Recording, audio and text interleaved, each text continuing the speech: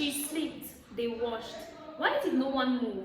And why were those documents? The moment I hit the water, I knew something was wrong.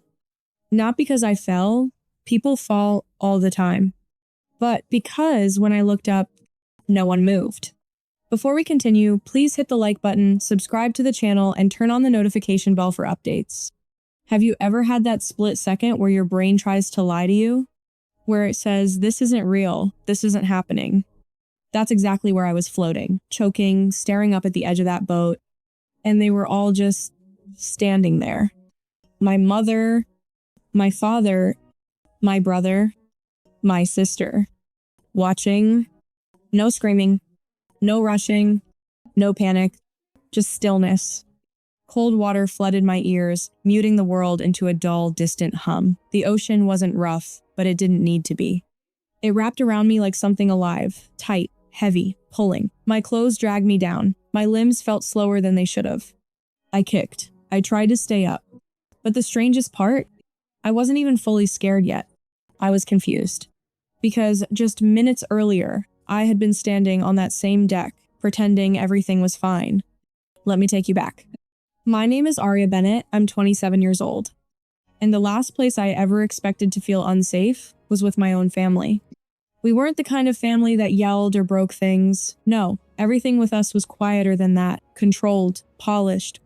The kind of family that smiles in public photos but avoids eye contact at dinner. So when my mother called me a week earlier and said, let's spend some time together, just us, a fresh start, I hesitated. Actually, I almost said no. But then she added, your father already arranged everything, it'll be good for us. Good for us. That phrase stuck in my head longer than it should have. Because the truth is, we hadn't been good in a long time. Not since everything shifted. I told myself this trip was a chance to fix things, to reset whatever had quietly broken between us over the past year. No arguments, no confrontations, just proximity, maybe a little honesty. Or at least, that's what I thought I was agreeing to. The yacht was waiting when I arrived. Sleek, white, too perfect. The kind of boat that doesn't feel like a place for memories, it feels like a place for decisions. My father, Daniel Bennett, 61, was already on board when I stepped onto the dock. He gave me a nod instead of a hug. That was normal. My mother, Margaret, 58, followed behind him. Impeccable as always, hair perfect, expression unreadable. She kissed my cheek lightly, like we were acquaintances. Aria, she said, smiling, you made it. Made it. Not I missed you, not I'm glad you're here. Just that. Then came Ethan, 30, my older brother. He grinned, but it didn't quite reach his eyes. Didn't think you'd show, he said. Half joking, half not.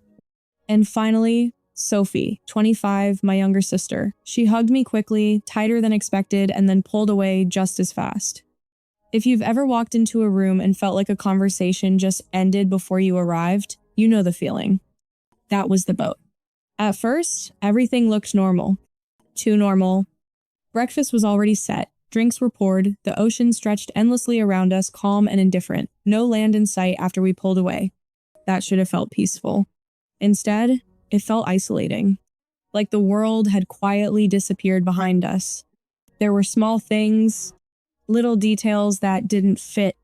The crew was almost non-existent, just one deckhand I barely saw. The safety equipment? Not where I expected it.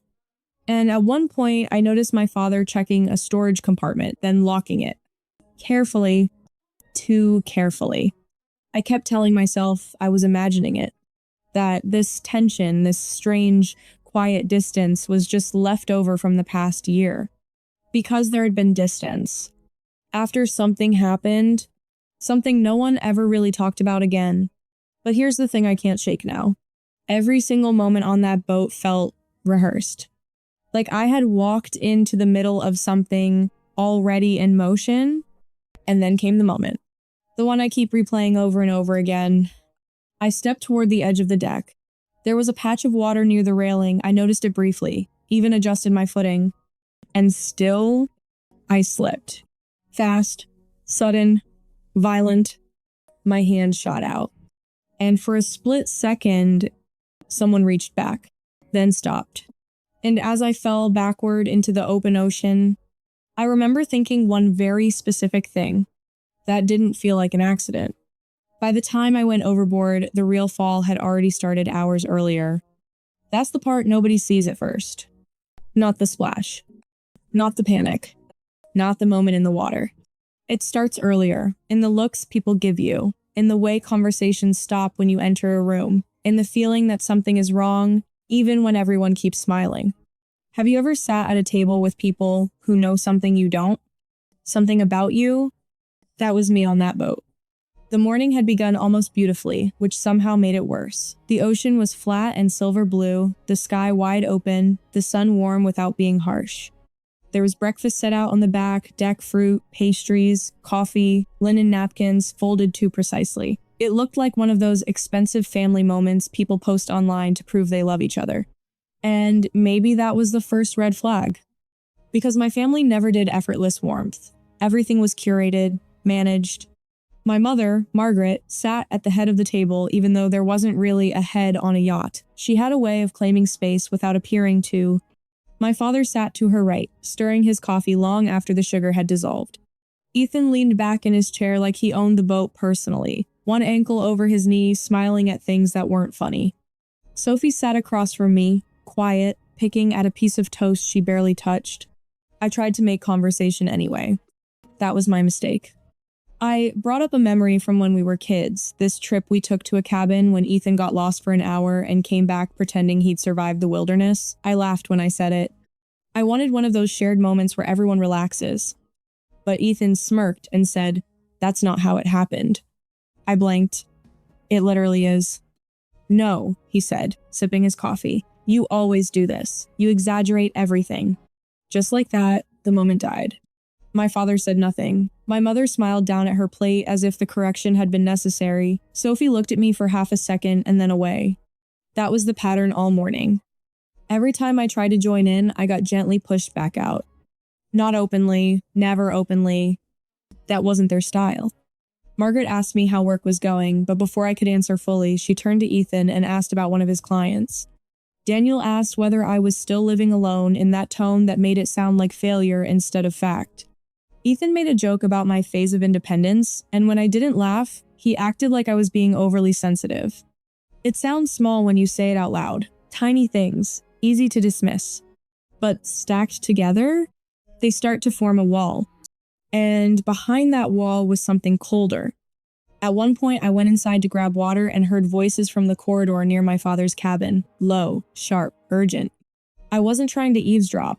I just froze when I heard my name. "She doesn't know yet," Ethan said. Then my mother, "She doesn't need details until everything is finalized." Finalized. There was a pause, and then my father's voice, flatter than the others. "The documents are prepared. We stay calm. We get through the day, and then we handle it." I should have walked in right then. I know that now. Instead, I hesitated. One hand on the counter, heart beating too hard for no reason I could fully explain. Then a floorboard creaked under me. Silence. The door opened and Ethan stepped out first. He didn't look surprised to see me. That was the unsettling part. He looked amused. "Lost?" he asked. I forced a laugh. "Just looking for water." He held my stare a second too long. "Try the kitchen." Then he walked past me like nothing had happened. A few minutes later, I saw the folder. It was sitting near my father's chair on the upper deck, partly tucked beneath a folded sweater. Cream-colored. Thick. My name was printed across the tab in dark block letters. Aria Bennett. I reached for it. And my father's hand came down on it before mine touched the paper. "Just paperwork," he said. I looked at him. "What kind of paperwork?" "Nothing for you to worry about." Nothing for me to worry about. My own name, my family, closed doors, finalized documents. And somehow not for me to worry about. That was the moment the air changed. Not loudly, not dramatically, just enough. The ocean suddenly didn't feel beautiful anymore. The boat didn't feel luxurious. It felt sealed, private in the worst way. I started noticing things I'd ignored earlier. The missing life rings in plain sight, the deckhand avoiding eye contact, Sophie twisting her fingers in her lap whenever Ethan spoke. I found her alone near the side railing just before lunch, wind moving her hair, eyes fixed on the water. "Soph," I said quietly, "what is going on?" She flinched before she answered, which told me more than her words did. "Nothing." "That's a lie." She swallowed, looked back toward the cabin doors, then at me. For a second, I thought she was going to tell me everything. Instead, she stepped closer and said in a voice so low I barely heard it over the engine, "If something feels wrong, it probably is." Then she walked away. No explanation, no warning beyond that. Just enough to make my stomach drop. And standing there alone, staring at the water, sliding past the hull, I realized something I should have understood the second I boarded that yacht. I hadn't been invited there to reconnect. I had been brought there for a reason. I just didn't know what it was yet. But I was about to... By the time I slipped, they had already decided who I was. Not a daughter. Not a sister. A problem. And problems in my family didn't get solved out loud. They got handled quietly. Cleanly. Have you ever felt a conversation turning against you before anyone says anything directly? Like the air shifts and suddenly you're not part of the discussion anymore. You're the subject of it? That's what the afternoon felt like. The sun had dipped just enough to soften everything. The light, the shadows, even the tension on the surface. From the outside, it probably looked like a perfect scene. A family gathered on the deck, drinks in hand, ocean stretching endlessly in every direction. But if you had been sitting where I was sitting, you would have felt it. The setup. Ethan poured himself another drink, then leaned back like he was about to start a story. "You know," he said casually, "Dad's been talking about restructuring things." I looked up. "Restructuring what?" "Our future," he said, smiling. "The smart way." My father didn't interrupt him. That was the first confirmation. Margaret folded her hands neatly in her lap. "It's something we've been considering for a while." "We?" I asked. She didn't answer directly. "It's about stability." There it was again, that word, wrapped in something polite but sharp underneath. I felt Sophie tense beside me. Ethan continued, "It's not personal, Arya. It's just, some people are better equipped to manage certain responsibilities." I let out a small laugh, more out of disbelief than humor. "And I'm guessing I'm not one of those people?" He shrugged. "You've had a inconsistent year." There it was. Finally, something real. "You mean after everything that happened?" I said, my voice tightening. "After I had to deal with that alone?" Margaret's expression didn't change. "We all had to deal with it." "No," I said. "You didn't." Silence. Heavy. Controlled. Intentional. Then my father spoke. "We're not here to argue," Daniel said. "We're here to move forward." "By cutting me out?" I asked. "No one said that," Margaret replied smoothly. But no one denied it either. That's when it clicked. Not all at once, but enough. The documents. The whispers. The way they kept correcting me, undermining me, reshaping how I was being seen. They weren't just talking about money. They were building a version of me. One that justified whatever they had already decided to do. I stood up. I don't even remember deciding to. My body just moved. "You already made the decision, didn't you?" I said, looking between them. "This trip isn't about fixing anything, it's about telling me after the fact." Ethan didn't even try to deny it this time. He just watched me like he was waiting for me to finish reacting. Margaret sighed softly, like I was being difficult. "Arya, this doesn't need to be dramatic." "Dramatic?" I repeated. "You bring me out here, isolate me, talk about my life like I'm not sitting right here and I'm being dramatic?" My heart was pounding now, not from fear, from clarity. And that clarity made me step backward without realizing how close I was getting to the edge. No one told me to stop. No one reached out. Sophie shifted in her seat. I saw it. That small movement, like she almost stood up. Almost, but she didn't. "There are legal responsibilities involved," my father said calmly. "We have to consider long-term outcomes." By deciding I'm unstable, I snapped. No answer. That was the answer. I took another step back. The wind picked up slightly, brushing against my arms. The ocean behind me stretched wide and endless, but I didn't turn around. I kept my eyes on them, on their faces, waiting for anyone to break. To say this had gone too far, to show something real. But all I saw was distance. And then it happened. My heel hit something slick. That same patch of water I had noticed earlier. Only now, it mattered. My balance shifted instantly. My body tilted backward, and everything slowed down. I reached out, pure instinct, and Ethan, standing closest to me, reacted. His hand came up. Our fingers were inches apart. For a split second, I thought, he's going to catch me. Of course he is. He's my brother. But then, he hesitated. Not long. Just enough. Just enough for gravity to decide the rest. His hand stopped. Pulled back, and I fell. The sky flipped. The boat disappeared from under my feet. And the last thing I heard, clearer than anything, was Ethan's voice, low, almost certain. It's done. Then the water swallowed me whole. I wasn't drowning because I couldn't swim. I was drowning because no one was letting me live. The ocean hit me like a wall. Cold, violent, immediate. It knocked the air out of my chest before I even had time to react. Salt water rushed into my mouth, my nose burning, choking, invading. My body plunged under, deeper than I expected, dragged down by the weight of my clothes, my shoes, the shock. For a second, there was nothing. Just silence. A heavy, suffocating silence. Then instinct kicked in. I kicked hard, arms flailing, searching, fighting. My lungs screamed as I pushed upward, desperate for air. When I finally broke the surface, I gasped, but it wasn't a clean breath. Water came with it. Coughing, choking, panic, setting in fast. Help! The word barely formed before another wave slapped against my face.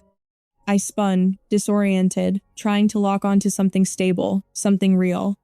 And then I saw it. The boat, towering above me now, distant, even though it shouldn't have been. And at the edge, they were all there, exactly where I had left them, watching. Have you ever looked at someone expecting urgency and seen nothing? No fear, no movement, no reaction, just stillness. That's what broke me. Not the water, not the cold. Them. I tried to tread water, but my movements were already getting sloppy. My legs felt heavier with every second. My arms burned. My breathing was wrong, too fast, too shallow, pulling in more water than air. I can't. I choked, though I knew they couldn't hear me clearly. Or maybe they could, and chose not to respond. Margaret stood at the center, one hand resting lightly on the railing, composed. Watching me the same way she watched everything like this was something to observe, not react to. My father stood slightly behind her, his posture straight, face unreadable. At one point, he turned his head, like he couldn't quite look at me anymore. Ethan? He didn't move. Didn't shout. Didn't reach for anything. He just stood there, eyes locked on mine. Measuring. Waiting. And Sophie was the only one who looked wrong. Her body was tense, her hands gripping the railing too tight. She leaned forward slightly, like she was about to jump, about to scream. But Margaret's hand moved. Subtle. Controlled. It caught Sophie's wrist. Held her in place. Sophie froze. And just like that, whatever she was about to do, stopped. That was the moment everything became clear. Not emotionally. Logically. Cold, undeniable logic. If I died out here, it would look like an accident. A slip. A fall. A tragic mistake. No witnesses. Except the people who already agreed on the story. My strength started fading faster after that. Panic drains you, quickly. My kicks slowed, my arms felt heavier, like they didn't belong to me anymore. Every breath turned into a fight, every second harder than the last. Water filled my mouth again. This time I couldn't cough it all out. My head dipped under, came back up, then under again. I tried one last time to scream. It came out as a broken, wet gasp. And still, they watched. My vision started narrowing, the edges darkening. The sky above blurred into the water around me. Sound disappeared again, replaced by that same heavy silence from before. This was it. This was how it ended. Not with a struggle, not with a fight, but with people choosing to do nothing. Then, movement. Not from them, from the side of the deck. The deckhand. I hadn't even noticed him before, but now I saw him clearly standing off to the side, eyes wide, frozen between action and hesitation. He looked at me, then at my father, then back at me. His hand grabbed something. A life ring. Hope hit me so suddenly, it hurt. I reached out weakly, even though it was still too far. Please. I don't know if the word came out or just stayed in my head. The deckhand stepped forward, raised the ring, and then he stopped. His eyes shifted again to my father, waiting for permission. Time stretched. Seconds felt like minutes. My body was already sinking again, slipping lower, the water climbing up my face, into my nose, my lungs burning. And on the deck above me, my father gave the smallest movement, barely noticeable. A nod. Everything hung on what would happen next. The difference between living and dying came down to one person deciding not to listen. That nod? It came too late. Or maybe it wasn't meant to come at all. Because the second my father's head moved barely, subtly the deckhand didn't wait for anything else. He threw the life ring. Hard, fast, like he'd already made up his mind. It hit the water a few feet away from me, closer than anything else had been since I fell. I don't remember reaching for it. I just remember my hand connecting with something solid. Rough rope, hard plastic, real. I clung to it like it was the only thing left in the world, which, at that moment, it was. My body didn't magically recover. I didn't suddenly become strong again. I was still choking, still barely conscious, still slipping in and out as the deckhand started pulling. Slowly, painfully, slowly. And above me, the performance began. Aria. My mother's voice, sharp, loud, urgent now. Too late. Get her up, Ethan shouted, suddenly animated. My father moved forward, issuing commands that hadn't existed seconds ago. It was almost impressive how quickly they transformed. From stillness to panic. From silence to concern. By the time they pulled me over the edge, I was barely aware of anything. My body hit the deck hard, water pouring out of me as I coughed uncontrollably. Every breath felt like knives in my chest. Hands touched me. Voices overlapped. It was an accident. She slipped. Are you okay? The words blurred together. But even in that state, I knew. None of it was real. The truth didn't come all at once. It came in pieces. Hospital rooms, quiet conversations, documents I wasn't supposed to see but now had every reason to demand. Here's what actually happened. My family had already decided to restructure everything. Money, assets, control. And I was the problem. Not because I did anything criminal, not because I was incapable, but because I didn't fit the version of the family they wanted to present anymore. Independent, unpredictable, not easily controlled. So they built a narrative that I was unstable, that I made poor decisions, that I couldn't be trusted with long-term responsibility. The paperwork I saw, it was real. A full legal restructuring that significantly reduced my role and my share. But here's the part they didn't plan for me to survive to question. If I had died that day, everything would have been simpler, cleaner, final. Was it planned down to the fall itself? That part sat in a gray area. But this was undeniable. The wet deck had been noticed earlier. No one addressed it. I was allowed position to stand near it during an argument designed to destabilize me. When I fell, no one acted. Not immediately. Not instinctively. And that hesitation, that was the real truth. The deckhand, his name was Luis, became the turning point. He told investigators everything. How no one moved right away. How he waited for instruction. How it didn't come fast enough. How it didn't come at all until he acted. I confronted them. Not all at once, one by one, my mother first. Margaret sat across from me like we were discussing something trivial. You're imagining intent where there was panic, she said calmly. Panic doesn't look like stillness, I replied. She didn't flinch. You've always been emotional, Aria. There it was again. The narrative. Even now. Ethan didn't bother pretending. It was an accident, he said. You slipped. You could have grabbed me. I didn't have time. You had time. Silence. Then a shrug. Not guilt, not remorse. Just dismissal. My father was quieter. I gave the order, he said. No, I answered. You gave it late. He didn't argue that. And then Sophie. She couldn't even look at me at first. I thought they'd help, she said, her voice shaking. I swear I thought they wouldn't just let you. Her words broke apart. I froze. I studied her for a long moment. You didn't just freeze, I said quietly. You were stopped. She nodded, tears falling now. I didn't fight hard enough. No denial, no performance, just truth. And somehow that hurt the most. What happened next didn't stay private. It couldn't. Too many inconsistencies. Too many questions. And one witness who had nothing to lose by telling the truth. A formal investigation was opened. Criminal charges? Difficult. Because intention is hard to prove when no one physically pushed you. But negligence? That was different. I filed a civil lawsuit, not just for the fall, for everything surrounding it, the manipulation, the isolation, the deliberate inaction. Luis testified, and his testimony changed everything. Not dramatically, but enough to prevent the case from disappearing quietly. Public attention followed. Wealthy family, private yacht, suspicious incident.